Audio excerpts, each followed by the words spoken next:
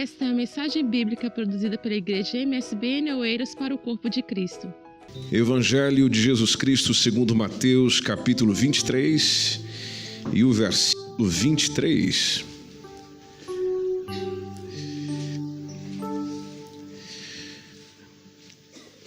É um momento onde Jesus trouxe um discurso, uma pregação, uma mensagem nada tão favorável para os seus ouvintes. Você pode perceber no texto que com quem ele conversava. Então ele conversava com escribas e fariseus. Escribas eram aqueles que dominavam a escrita, dominavam o ensino do seu tempo. Os fariseus eram aquele grupo entre os judeus que se dedicavam muito a uma interpretação muito rigorosa da lei e na manutenção tanto da lei mosaica quanto da lei oral. E eles eram muito exigentes dos outros, mas não eram exigentes de si mesmos. E isso tem um nome na nossa língua portuguesa, uma denominação que quer dizer hipócrita. Então, eles eram daqueles que exigiam dos outros o que eles não faziam. Isso é hipocrisia. Por isso que o texto já começa dizendo: ai de vós, escribas e fariseus, hipócritas.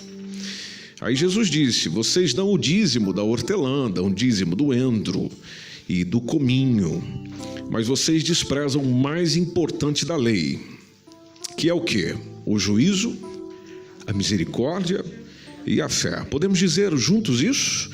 Juízo, a misericórdia e a fé. Deveis, porém, fazer essas coisas e não omitir aquelas.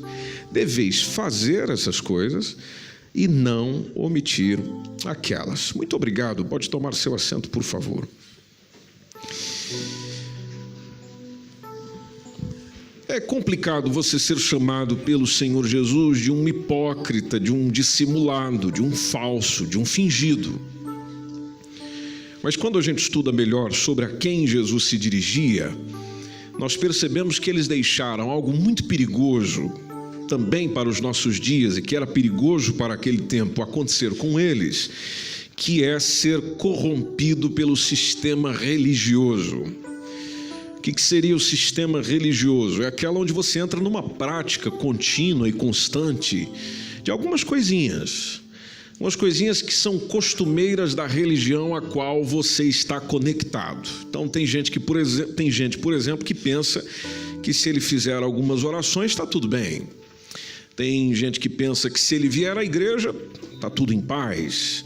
Tem pessoas que pensam que se eu começar a ler a Bíblia todo dia está tudo muito bom. Por que eu estou fazendo isso? Se eu estiver entregando o meu dízimo, a minha contribuição na igreja, está tudo bem, porque eu estou contribuindo, eu estou envolvido. Se eu estiver cumprindo alguma função ministerial, está tudo em paz. Minha vida vai bem com Deus. Por que vai bem com Deus? Porque eu estou fazendo isso, porque eu estou fazendo aquilo. Mentira! Isso é conversa do diabo. Não é por muito você fazer que demonstra o quanto você é diante de Deus. Não é por muito você estar envolvido na causa de Deus que você realmente tem Deus em você. Quando a gente contempla um texto como esse, depois você pode estudar o capítulo 23 inteirinho, você encontra um indivíduo que ele era tão rigoroso na prática da contribuição, por exemplo, que esses caras entregavam o dízimo da hortelã, que a menta que nós conhecemos hoje em dia também tem uma associação a isso, o endro, que era uma erva aromática, até hoje existe, o cominho, que era uma planta com propriedades medicinais, ou seja, eles eram tão cuidadosos em oferecer a Deus alguma coisa mediante o que a lei recomendava, que até o mínimo dos mínimos eles não deixavam de entregar. Bom, se o mínimo dos mínimos eles não deixavam de entregar, então quer dizer que com as demais coisas eles também deixavam nas suas ofertas, nas suas contribuições, na sua regularidade das coisas do templo. Eram especialistas e precisos em dar o que era exigido pela lei, que eles tanto defendiam e ensinavam. Mas Jesus chamou a atenção deles porque eles eram mesquinhos, pobres, miseráveis, em dar o mínimo exigido por Deus. Por isso que Jesus acrescentou: vocês são bons em alguma coisa, mas vocês estão desprezando o que é mais importante da lei, a essência do negócio, o que o próprio Deus que vocês dizem que adoram quis ensinar desde o princípio como prioridade. O texto de Miqueias 6:8, por exemplo, o profeta Miqueias já foi dizendo uma expressão de Deus da seguinte forma: eu te declaro, ó homem, o que é bom. Às vezes a gente fica perguntando: o que será que Deus quer de mim? Bom, Deus quer de mim o que está em Miqueias 6:8. Eu te declaro o que é bom. O que é que o Senhor pede de ti, senão que, vamos lá, pratiques a justiça, ames a beneficência e andes humildemente com teu Deus. Pratiques a justiça, ames a misericórdia e a lealdade, isso aqui é onde entra a parte da beneficência, e andes humildemente na companhia do teu Deus. Não é deixa Deus para encontrar lá de vez em quando você precisa, não é andar com Ele, viver com Ele. E uma das coisas que Jesus citou, por exemplo, que está relacionado a esse texto, tem a ver com juízo. O juízo tanto que você tem com relação à avaliação dos outros, quanto com aquilo que você pratica. E todos nós fazemos avaliação dos outros, a gente olha para as pessoas e já faz aquele pré-julgamento. É difícil nós irmos abandonando isso, apesar de ser possível. Mas a forma que você avalia e determina sobre alguém, não revela tanto esse alguém, revela mais aquilo que você é. O tipo de comentário que você faz sobre outra pessoa revela mais o que você é do que o outro é. E justamente no contexto do Evangelho, onde Jesus nos chama a atenção para não julgar pela aparência, porque a aparência engana ou não engana? Outra coisa que o contexto do Evangelho nos ensina é que nós devemos ser imparciais, ou seja, você não toma lado de ninguém, até que algum lado seja naturalmente completamente justo. Se não houver justiça ali, verdade ali, e verdade é aquela onde a mentira não prevalece, então você não toma partido, você não chega nem a dizer você tem razão. É uma questão de bom senso, de perspicácia, de discernimento, ao mesmo tempo de ser discreto, de ter um equilíbrio na coisa.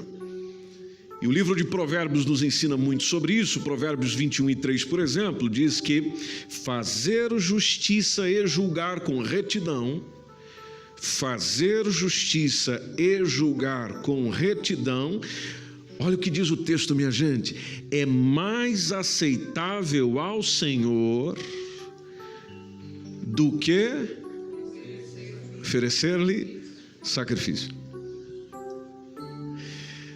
Ou seja, eu posso estar oferecendo muita coisa a Deus, mas se eu não estiver fazendo justiça e julgando com retidão, então era melhor nem estar oferecendo nada. Provérbios 21:21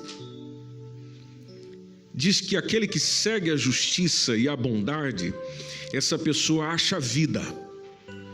Outra coisa que essa pessoa acha, ela acha justiça.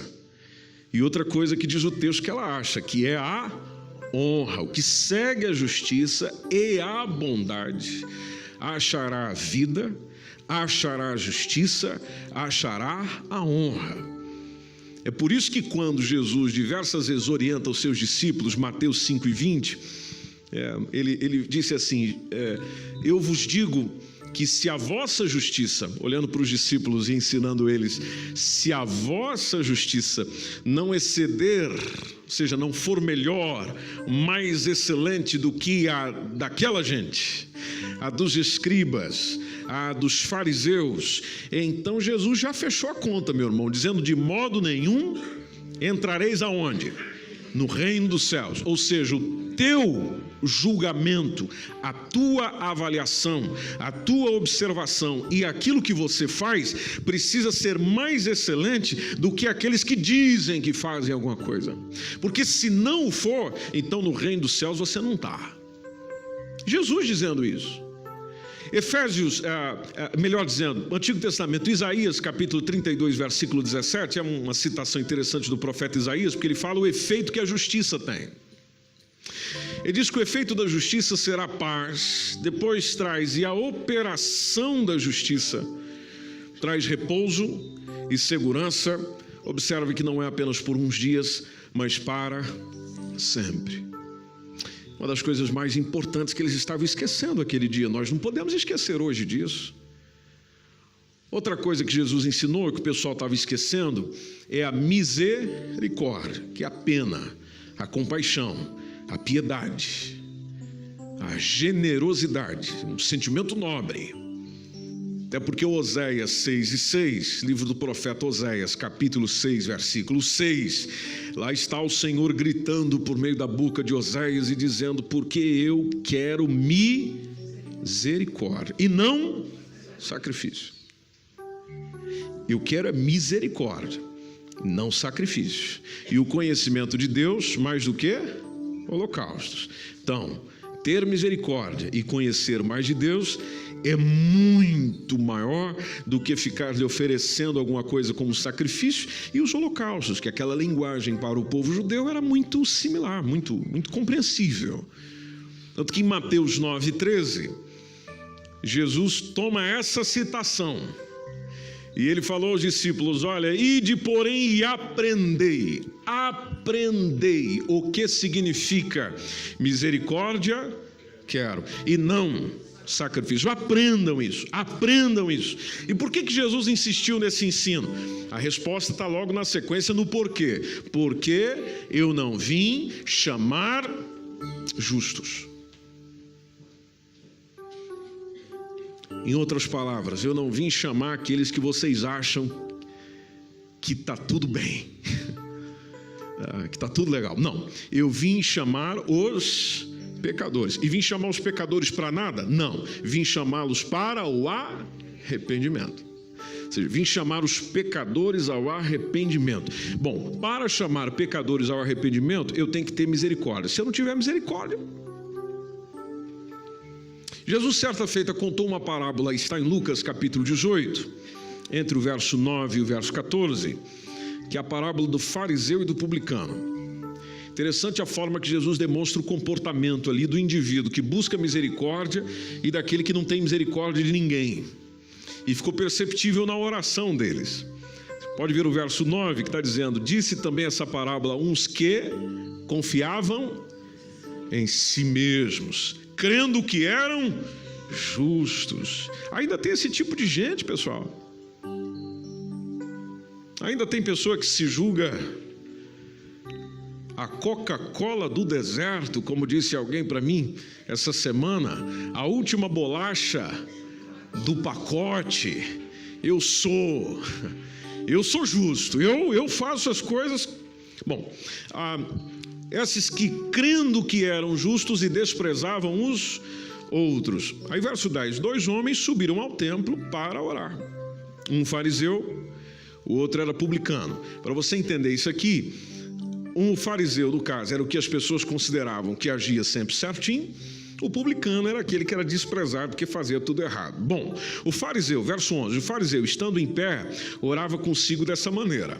E vê lá se não é essa a tua oração. Ó Deus, graças eu te dou porque eu não sou como os demais homens que são roubadores, que são injustos, que são adúlteros, e nem ainda como este publicano. Por quê? Porque eu jejuo 2 vezes na semana, eu dou os dízimos de tudo quanto eu possuo, veja como eu faço certinho. Aí do ladinho dele está o publicano, coitado, estando em pé, de longe, nem ainda queria levantar os olhos ao céu. A atitude daquele desprezado era de bater no peito, e a expressão dele era: ó Deus, tem misericórdia de mim, pecador. Ó Deus, tem misericórdia de mim, pecador. Para o indivíduo dizer isso, ele tem que reconhecer que é. Jesus explicou: eu digo-vos que esse é que desceu justificado para a sua casa. Esse é que ganhou alguma coisa na oração e não aquele. Porque qualquer que a si mesmo se exaltar, consequência, será humilhado. E qualquer mesmo que a si se humilha, será exaltado. O irmão de Jesus, o apóstolo Tiago, escreveu no capítulo 12, versículo 3, na sua epístola de Tiago, capítulo 2, versículo 13. Ele disse assim, que o juízo será sem misericórdia sobre aquele que não fez misericórdia. Prestou atenção bem no texto? O juízo será sem misericórdia sobre aquele que não fez, não agiu com misericórdia. E a misericórdia triunfa sobre o quê? Sobre o juízo. Ou seja, quando Deus julgar, não terá misericórdia das pessoas que não tiveram misericórdia dos outros. Por isso é importante, quando principalmente você avalia e fala sobre a vida de alguém, analisar o nível da misericórdia do teu coração. Porque o nível de misericórdia do teu coração também é expresso nas palavras que você traz. É expresso na forma que você apresenta, na maneira que você apresenta. E é diferente entre você fazer o julgamento deliberativo e conclusivo sobre alguém com misericórdia e sem ela. Por isso que Jesus falou, vocês estão fazendo bonitinho muitas coisas, mas vocês estão esquecendo o que é mais importante. Justiça e depois misericórdia. E Jesus acrescentou outra coisa importante da própria lei que eles defendiam, que é a fé. A convicção é o firme fundamento das coisas que se esperam. Lembram disso? Hebreus 11:1. A fé é o firme fundamento das coisas que se esperam. As coisas que se esperam. E a prova das coisas que se não veem. Bom, você pode ver que a fé envolve espera. E o Salmo 25:3 diz que, na verdade, não serão confundidos os que esperam. Interessante que o salmista diz onde é que eles esperam. Não serão confundidos os que esperam em ti.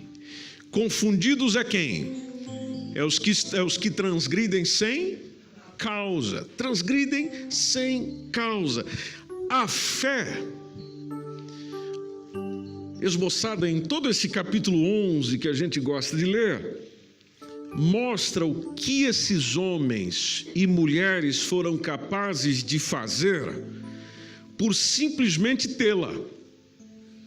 Você pode observar em Hebreus 11:2 que fala, porque por ela, ou seja, pela fé, os antigos alcançaram testemunho. Se a gente der um pulo lá no verso 33...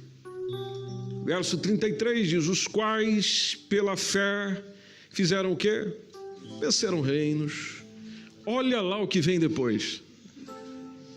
O que vem depois, gente? Praticaram. Veja que para eu praticar a justiça eu preciso de quê? De fé. Porque foi por ela que venceram reinos, praticaram a justiça, alcançaram promessas, fecharam a boca dos leões, apagaram a força do fogo, escaparam do fio da espada, da fraqueza tiraram forças. É possível da fraqueza tirar forças? Bom, pela fé. Na batalha se esforçaram, puseram em fugida os exércitos dos estranhos. Verso 35, as mulheres receberam pela ressurreição os seus mortos, tudo isso pela fé. Uns foram torturados, não aceitando o seu livramento para alcançarem uma melhor ressurreição. Outros experimentaram escárnios e açoites e sofreram, tendo cadeias, prisões, foram apedrejados, foram cerrados, foram tentados, foram mortos a fios de espada, andaram vestidos de pele de ovelhas e de cabras, estiveram desamparados, estiveram aflitos, estiveram maltratados, homens dos quais o mundo não era digno, andaram errantes pelo deserto e montes e pelas covas e cavernas da terra, e todos estes, tendo tido testemunho pela fé, ainda não alcançaram o quê? A promessa. Veja que foram esperando até a morte. Não alcançaram a promessa, mas esperaram. Verso 40. provendo Deus alguma coisa melhor ao nosso respeito, e aqui tem a ver com a vinda do Senhor Jesus, a manifestação do Cordeiro de Deus, provendo alguma coisa melhor a nosso respeito, para que eles, sem nós, não fossem aperfeiçoados. Receberam promessas que não se cumpriram no tempo deles. O escritor aos Hebreus diz: se cumpriram no nosso tempo. E tanto eles quanto nós continuamos sendo aperfeiçoados por causa daquilo que veio, que um dia foi prometido a eles.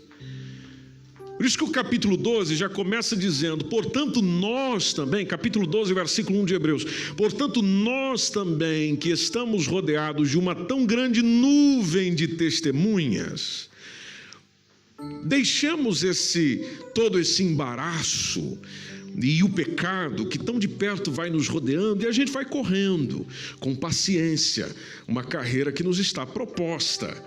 E como eu preciso de combustível para correr essa carreira da vida que nos está proposta, eu preciso olhar para alguém. Porque se eu não estiver olhando para algum lugar, eu não sei onde chegar. Aí ele deu a sugestão: olhando para Jesus. Já que você precisa de fé, bom, ele é o autor e o consumador da fé. Vocês já viram falar sobre isso aqui. É aquele onde a minha fé começa e onde a minha fé acaba, onde a minha fé termina, porque consome-se nele. Bom, no tempo que começa, até o tempo que se consome, nesse meio todo eu preciso permanecer nela. Então, autor e consumador da fé, o qual pelo gozo que lhe estava proposto, suportou a cruz.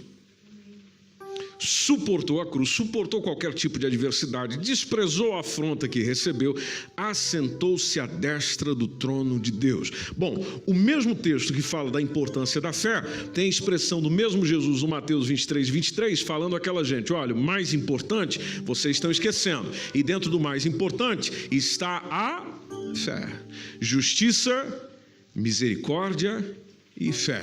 Vocês devem fazer essas coisas. Voltando no Mateus 23, vocês devem fazer essas coisas. Essas coisas são prioridade, fazem parte de quem está envolvido do reino de Deus. Mas ele acrescentou: e não omitir aquelas. Opa! Aquelas o quê? Bom, aquelas que eles já faziam, porque o que eles faziam não era mal, era bom e necessário, e não deveriam deixar de fazer, que aqui tem a ver com justamente o dízimo, porque eles eram tão fiéis nesse dízimo, nessa contribuição, nessa entrega. Continuem assim, Jesus está dizendo. Não esqueçam o essencial, mas continuem assim. O que eu acho interessante no texto é que quando a gente entende essa referência de Jesus, só dentro de Mateus 23, nós percebemos o porquê que o próprio Senhor incentiva essa contribuição. Porque essa contribuição trabalha essencialmente com aquilo que é o essencial da fé nele.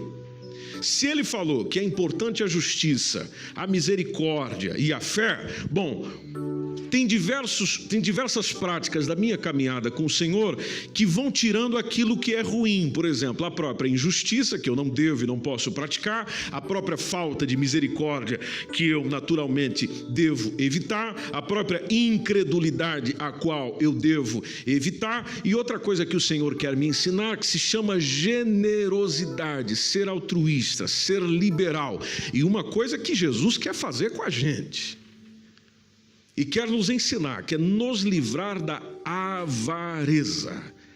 Avareza. Eu sei que talvez você não gosta muito de ouvir sobre esse assunto, e faz algum tempo que eu não prego sobre esse assunto, sobre a questão do dízimo.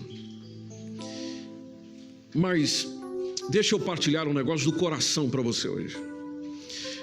Você tem a opção de não querer entregar dízimo. Mas a minha pergunta para você é: diante de Deus, a sua razão para não entregar é qual?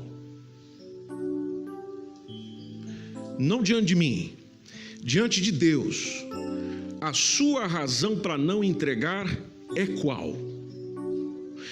Você já pensou que a sua atitude pode fazer você perder a salvação? Você já pensou nisso? onde você perde o céu só por causa de uma área da sua vida que você nunca quis tratar conforme os ensinos da própria palavra do Senhor? E deixa eu te citar os textos. Lucas capítulo 16, versículo 13.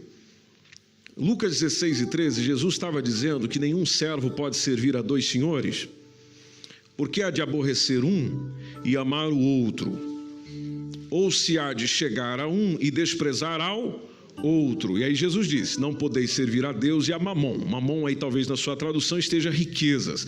Mas veja que interessante o versículo 14.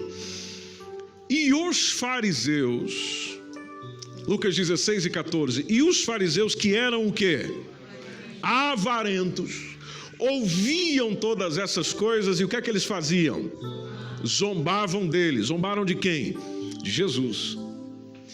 E o verso 15, e disse-lhes, olha a expressão de Jesus para esses indivíduos, e disse-lhes: vós sois o que vos justificais a vós mesmos diante dos homens. Pense na frase de Jesus: vocês são o que vocês justificam ser diante dos homens, mas Deus conhece o quê? O vosso coração, porque entre os homens, porque o que entre os homens é elevado, preste bem atenção no texto, o que entre os homens é elevado, perante Deus é abominação. Então, às vezes você fica pensando que contribuir com o meu dízimo é uma coisa que me deixa bem diante dos homens. Bom, se essa é a sua cabeça, se esse é o seu pensamento, está errado. Você deveria mais era considerar qual é a minha posição na entrega diante de Deus. E ver se a falta da minha entrega não é uma zombaria para com Ele. Porque o Salmo de número 10, versículo 3, diz que o ímpio gloria-se do desejo da sua alma, ou seja, eu só quero satisfazer a mim mesmo. Bendiz ao avarento, ou seja, glorifica o avarento, abençoa o avarento e blasfema de quem? Blasfema do Senhor. Isaías capítulo 32, versículo 7, diz que todos os instrumentos do avarento são maus. Por quê? Porque ele maquina invenções malignas para destruir os mansos com palavras falsas. Mas quando o pobre chega a falar retamente. Quando o apóstolo Paulo falou sobre a avareza, em 1 Coríntios capítulo 5, versículo 11, ele disse assim: eu vos escrevi que não vos associeis com aqueles que, se dizendo irmão, foi lido esse texto aqui sexta-feira, dizendo-se irmão, for devasso, ou avarento, ou idólatra, ou maldizente, ou beberrão, ou roubador. E o texto é radical. O texto diz que eu não posso nem jantar com você. Ao 1 Coríntios 6,10, o apóstolo Paulo disse assim: não erreis, nem os devassos, nem os idólatras, nem os adúlteros, nem os efeminados, nem os sodomitas, nem os ladrões, nem os avarentos, nem os bêbados, nem os maldizentes, nem os roubadores herdarão o reino de Deus. Efésios capítulo 5, versículo 3. Efésios capítulo 5, versículo 3. Mas a prostituição e toda impureza ou avareza nem ainda se nomeiem entre vós, ou seja, não haja nem citação delas, como convém a santos. No mesmo livro, no capítulo 5, versículo 5, porque bem sabeis isto, Efésios 5 e 5, bem sabeis isto, que nenhum fornicador, ou impuro, ou avarento, o qual é idólatra. A Bíblia diz que o avarento é idólatra, porque idolatra o dinheiro, tem herança no reino de Cristo e de Deus. O avarento coloca a sua casa em sofrimento. O Provérbios 15, 27 diz que o que se dá à cobiça perturba a sua casa, mas o que aborrece as dádivas vai vivendo. Tanto que Jesus em Lucas 12 e 15, e essa expressão de Jesus é maravilhosa, pessoal. Ele disse: acautelai-vos Guardai-vos da avareza. Guardai-vos da avareza. É a ideia do foge disso. Não seja assim. Por que, Jesus? Por quê? Porque a vida de qualquer não consiste na abundância do que possui. A verdadeira vida de uma pessoa não depende das coisas que ela tem, mesmo que sejam muitas. Por isso, a razão de você não entregar é que você deveria estar preocupado. Porque diante de Deus é bíblico, está claro, mas eu não entrego por quê? Eu não dou por quê? E se eu o fizer, lembre-se que deve ser feito também com fé, com misericórdia e com justiça, porque isso é importante. Contribuir com justiça é contribuir de acordo com o que eu recebo. É contribuir de acordo com o que eu recebo. É ser fiel nisso. E quando eu estou dizendo recebo, eu não estou falando essencialmente de quantia. Eu estou a falar de benefícios recebidos. Por exemplo, você que congrega aqui nessa igreja, nessa casa de oração, você sabe muito bem que isso aqui tudo existe e se mantém com a contribuição do dízimo de alguém. E é injusto eu ser participante aqui, congregar aqui, estar aqui, me envolver aqui, ser abençoado aqui, usar o espaço aqui, usar a casa de banho daqui, usar o papel daqui, pisar no chão daqui, sem ao menos eu, além daquilo que faço com a minha presença, chegar e dizer, olha, está aqui uma parte, eu não preciso dizer isso diante dos outros, mas num tempo que eu venho aqui e digo, olha, aqui está a minha parte para ajudar a manter isso aqui. É injusto não fazer isso. É a mesma coisa de você viver numa casa e estar lá dentro da casa e come na casa, bebe na casa, gasta a luz da casa, gasta a água da casa, mas aí a pessoa chega para nós lá da casa e diz, não, eu não vou ajudar, eu não vou fazer nada. Eu quero continuar desfrutando disso tudo isso aqui, mas eu não vou ajudar em nada. Por quê? Você está sem trabalho? Não, eu tenho trabalho. Por quê? Você não tem condição? Não, eu tenho condição. Mas por quê? Você ganha pouco? Sim, eu ganho pouco. Mas com o pouco eu não posso fazer absolutamente nada. Ainda mais, minha gente, quando nós participamos de uma igreja da qual você sabe para onde o dinheiro vai. Tudo aquilo que você entrega aqui é para investimento naquilo que você já sabe. A gente paga isso aqui, investe nisso aqui, estamos melhorando isso aqui, é para nós.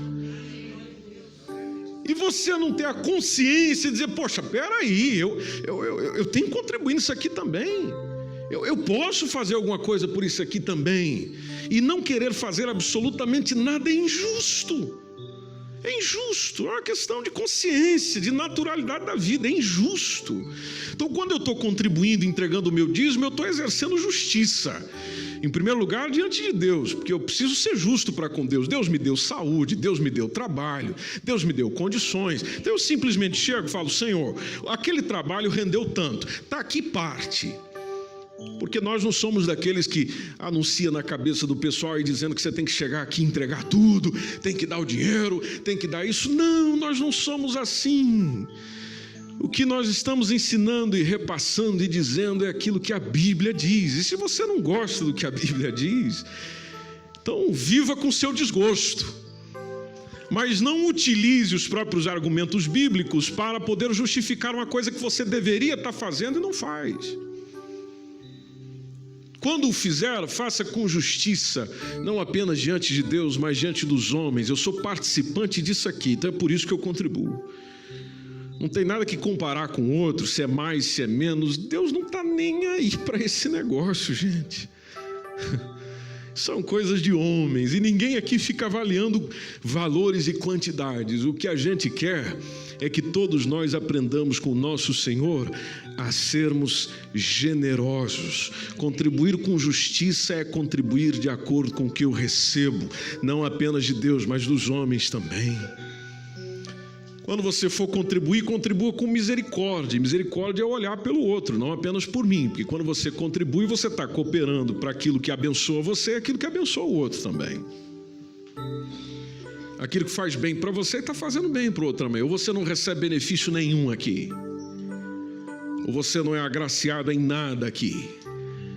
Ninguém nunca te abençoou em nada aqui, nem que seja com bênçãos espirituais. Agora, com bênçãos espirituais, a gente responde com a bênção que tem, que são as bênçãos materiais. Quando contribuir, contribua com fé. Fé é acreditar na palavra de Deus e no cuidado que Ele tem sobre você. Acreditar na palavra de Deus e no cuidado que Ele tem sobre você. Pelo amor a Deus, não permita o diabo meter aquela ideia na sua cabeça que se você contribuir vai faltar. Quem que quer travar você de receber bênçãos materiais maiores ainda? Quem que quer impedir você de receber milagres financeiros sobre a tua vida? De ver a tua carreira profissional ir para frente, expandir. Quem é que quer te travar? Como é que é o nome dele? Como é que é o nome dele, pessoal? O diabo. Então, tudo o que ele puder fazer para que você não invista no reino de Deus, ele vai fazer. Ele vai ensinar, ele vai doutrinar, ele vai metendo na sua cabeça. E às vezes a gente deixa ser levado por isso. Quantos aqui já tiveram o desafio de um dia entregar algo para o reino de Deus, tendo uma necessidade muito próxima para atender, mas você decidiu acreditar na palavra do Senhor e entregou, e horas depois ou dias depois receber um milagre na sua vida? Você pode ficar em pé? Só quem já passou por essa, você pode ficar em pé. Se você não passou, não levante em pé não, tá bom? Você pode estar em pé. Olha aí quanta gente. Teve um dia que você não tinha condições, vai falar: Senhor, está aqui, está aqui, eu vou continuar acreditando no Senhor, a minha fé está em Ti, eu sei que o Senhor vai cuidar de mim. E logo depois, ou dias depois, ou momentos depois, você simplesmente recebeu a resposta que precisava, o dinheiro que precisava, a circunstância que precisava, a resposta positiva que você precisava, como prova da fidelidade de Deus com você. Veja quanta gente já foi abençoada. Por que que você não pode ser também? Pode tomar seu assento, por favor. Por que que você não pode ser também? Agora, antes de nós orarmos juntos, eu nunca vou te incentivar a você fazer barganha com Deus. Jamais. Não me perceba mal. Eu não estou dizendo que você vai chegar aqui agora e dizer: Senhor, eu vou entregar para receber alguma coisa. Olha, se você quiser fazer isso, é entre você e o Senhor. Mas o meu convite para si é que você faça como agradecimento pelo que Ele já fez. Apenas isso. Eu vou ser um contribuinte assíduo nessa igreja onde eu estou, porque Deus já fez e está a fazer por mim. Deus está a me atender. Então eu participo disso. Eu sou um abençoador disso porque eu sou abençoado por isso. O meu convite para si é, com aquilo que é mais importante, com fé, com misericórdia, com justiça, você ser grato a Deus pelo que Ele dá, pelo que Ele lhe concede, pelo que Ele, de bom grado, com todo o seu amor e paciência, lhe dá todos os dias. E além das coisas fantásticas que Ele já fez por você, de você, com pouco ou muito que tem, ser alguém que contribui com a obra do Senhor, nos seus dízimos e nas suas ofertas. Você sabe muito bem que aquilo que você contribui aqui, não fica só aqui. Aquelas cadeiras que nós sentávamos há tempos atrás aqui, foi para abençoar uma congregação, foi para uma outra igreja. Os irmãos estão lá sorrindo de boca a boca. Aquilo que passa das nossas necessidades, é tudo direcionado para que possa atender às necessidades de outros que ainda não têm a capacidade que a gente tem. Ninguém aqui está comprando mansão, meu irmão. Ninguém aqui está comprando carrão, meu irmão. Ninguém aqui está investindo nada disso. É investido no necessário. Se as pessoas dão tudo para investir em quem anda só cuidando dos seus caprichos, por que você não pode investir em quem trabalha seriamente? A melhor forma de você mostrar o erro dos outros é fazendo acertadamente. Então, em vez de reter, dizer, não, eu não vou entregar, não, eu não vou dar, não, eu não vou, não, larga disso. Deixe as janelas do céu se abrir para você e você começar a desfrutar de algo bom na sua vida, que é de ser grato ao Senhor e ver essa mesma gratidão voltar para si com bênçãos abundantes sobre a sua vida em nome de Jesus. Mas atenção, não esqueça da justiça, não esqueça da misericórdia, não esqueça da fé. Faça essas coisas sem omitir aquelas. Dê o seu melhor nisso e continue a dar o seu melhor nas outras coisas, porque é isso que o Senhor espera de cada um de nós, tendo a promessa de que tudo aquilo que nós precisarmos, Ele nos abençoará. Eu vou repetir, tudo aquilo que nós precisarmos. Eu não vou enganar você. Eu não estou dizendo tudo o que você quer, porque nem tudo o que você quer é bom para você. Não, mas tudo o que você precisar, Ele te abençoará. Basta você fazer com a fé, misericórdia e justiça diante do Senhor. Essa foi uma mensagem bíblica produzida pela Igreja MSBN Oeiras para o Corpo de Cristo. Siga nas nossas redes sociais, Facebook e Instagram. E também subscreva o podcast e o nosso canal no YouTube.